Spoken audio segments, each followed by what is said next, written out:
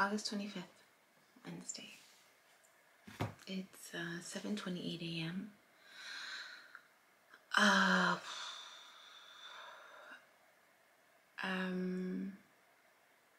moved my desk around. It looks a lot better, actually. It's definitely a lot more spacious. And for a minute there, I thought Charlotte ate Patricia, my spiders. Because I found Charlotte in Patricia's old spot, and Patricia was nowhere to be found. And then yesterday, I opened the door, Patricia's back, but now I don't know where Charlotte is. So I'm hoping that she didn't go off and like lay a bunch of eggs somewhere, because that's the last thing I needed. Many babies that I can't manage. that wasn't the agreement by allowing them to live. But let's see, I continued to go to bed. I went to bed late because I lagged it a little yesterday and didn't really I stayed up to try to, I printed out my new binder, my policy and procedure manual. I'm going through it because I have a client this morning, my first client, and so I'm excited about that. I just want to make sure, it's been a while in terms of documentation and stuff, but so I stayed up late and went to bed just being grateful. And when you haven't had that itch scratched in a long time.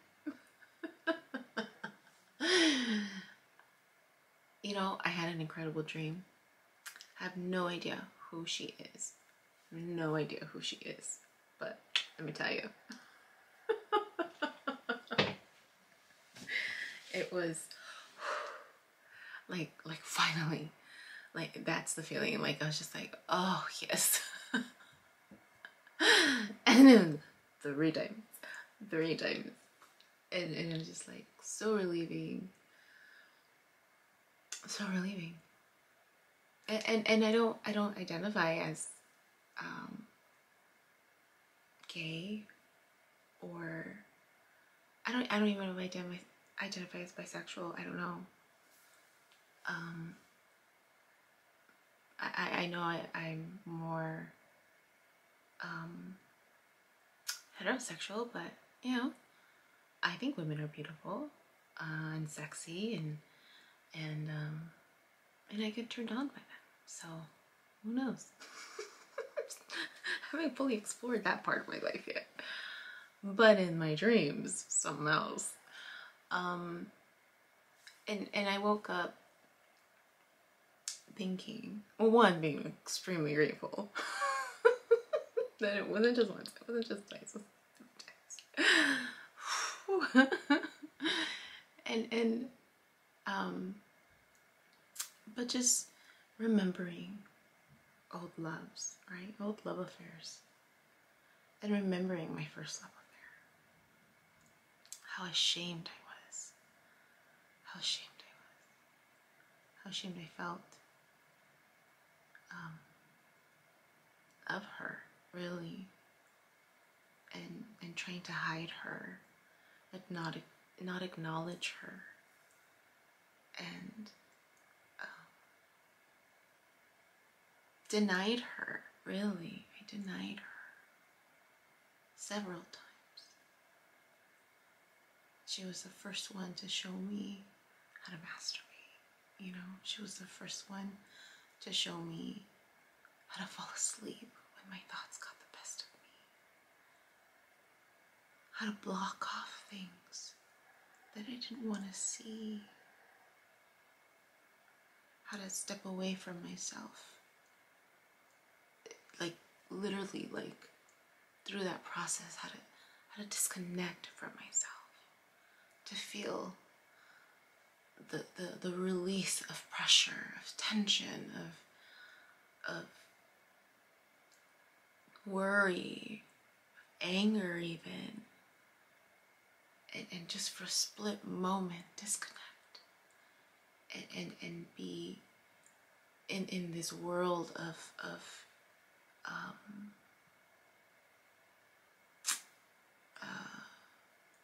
this bright, colorful world of ecstasy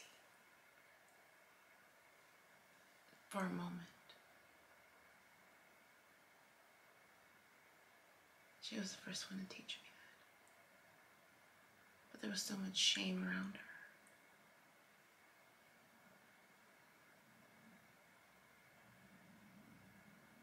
She taught me how to explore my body, how to become familiarized with my body, really.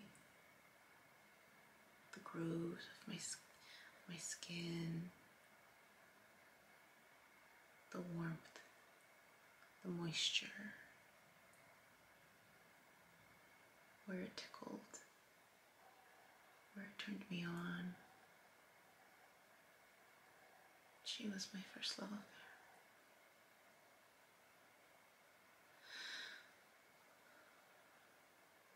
My second love affair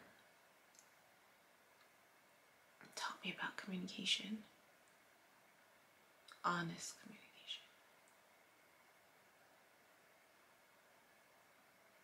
And continue to reinforce exploring parts of myself that I had not given myself permission to explore up until that point. And there was this nice, balanced interaction within that process, within those moments of time, really, where it was a mutual give and take. It was a mutual, it was a different experience every time.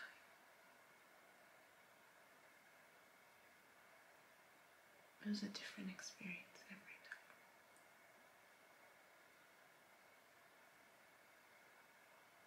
time. And I found myself in a different way during that time period. Learning, really having to learn how to appreciate moments and friendships and the vulnerability of oneself in a different way, you know? And it's through the vulnerability that connects us. However that vulnerability looks like, really.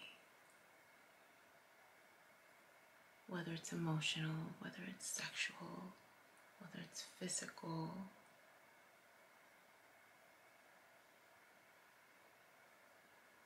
whether it's spiritual.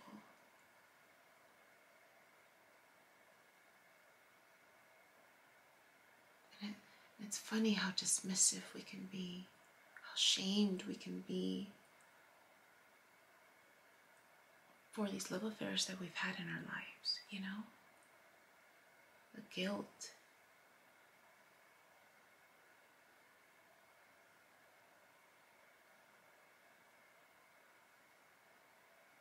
When really they're just opportunities to learn about yourself, about someone else, right?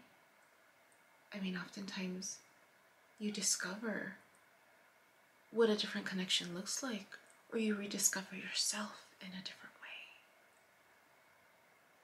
If you give yourself the opportunity to look at it that way. If you give yourself opportunity to not shame the experience, to not shame the person, to not shame yourself,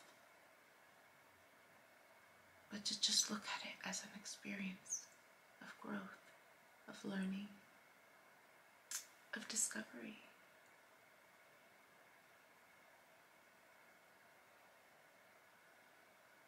give yourself permission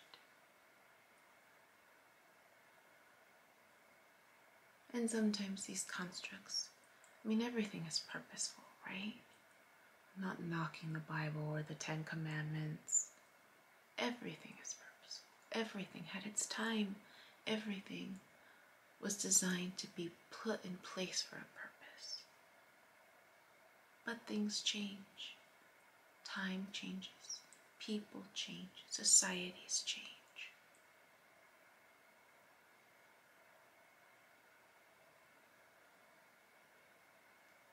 I went to bed.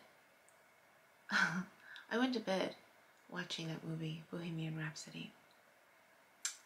Enjoyed that movie so much. And Rocket Man as well. I didn't watch Rocket Man, but similar themes. And reflecting back on that time period that they were trying to depict in that movie, right? The shame, guilt, around people owning who they are. Owning what their soul knows.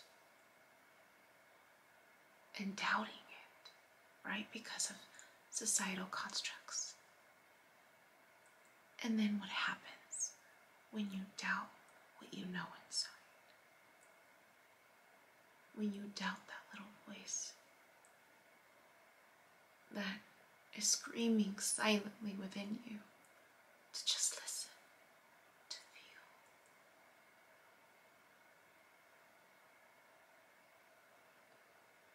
It makes sense now that I believe in past lives, right? In future lives. It makes sense that, there are people who don't feel aligned with their physical appearance. It makes sense to me now. I mean, I never doubted, I never doubted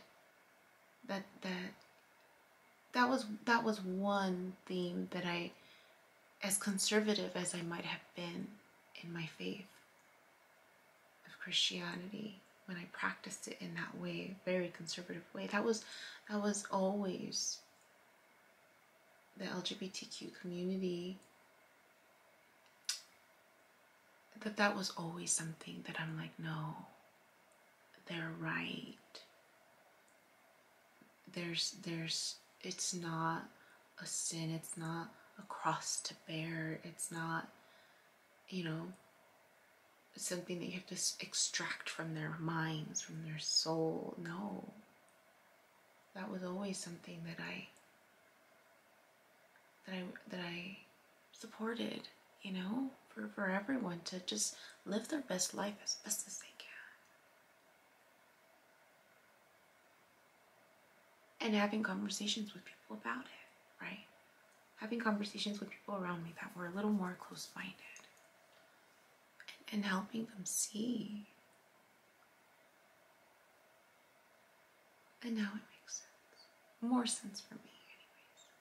Not necessarily that anyone has to believe what I believe. But it makes sense. If we've lived past lives, and then coming into a life where we're not aligned in that way, it's going to cause confusion. It's going to cause tension and problems, and it's a great thing we live in a society now that's more open, right? More accepting. Not to discount that there aren't communities, sub-communities that still have their views and judgments, but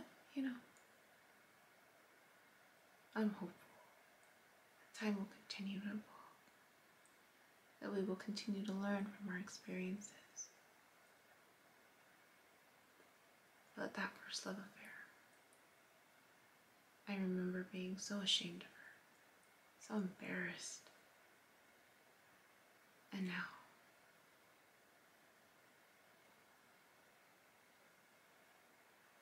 she's been so patient. So gracious. so forgiving.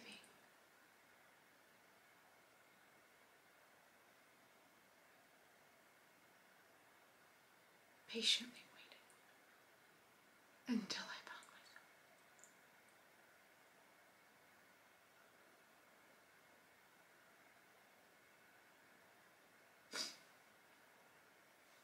I need to get ready. That was my name. That's how I woke up. I need to get ready, have breakfast, and start working. My name is Yubi, and in case you haven't figured it out, this footage is capturing my experience as I learn to navigate my personal spiritual awakening. I am learning that this experience is unique to each one of us.